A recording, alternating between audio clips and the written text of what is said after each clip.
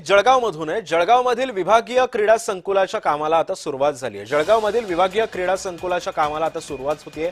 कुठलीही सूचना न देता शेतातून रस्त्यांचा वापर केला जातोय असा आरोप शेतकऱ्यांनी केलाय।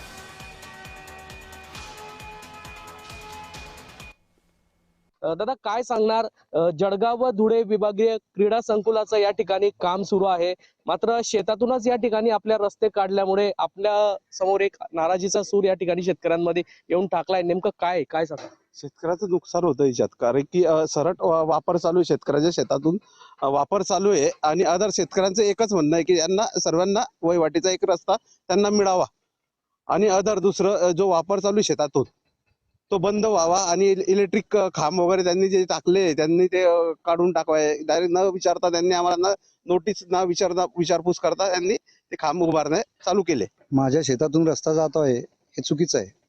मला कुठलीही पूर्वसूचना न देता माझ्या शेतातून सरलाट वापर केला जात आहे।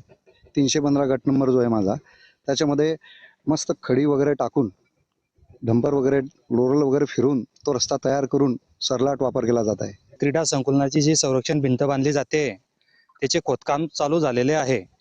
भविष्यात ती 25 ते 30 फूट उंचीची होणार आहे ती भिंत बांधल्यामुळे आजूबाजूचे जे मी धरून आम्ही 25 ते 30 शेतकरी आहे यांचा वापर कुठून आणि कसा राहील? मग यांनी शेतात यायचे कुठून आणि जो माल आपण तयार केलेला आहे शेतामध्ये पिकाच्या माध्यमातून तो बाजारपेठेत न्यायचा कसा, हा सर्वात मोठा आमच्या समोर प्रश्न आहे। जुगल पाटील, जय महाराष्ट्र न्यूज, जळगाव।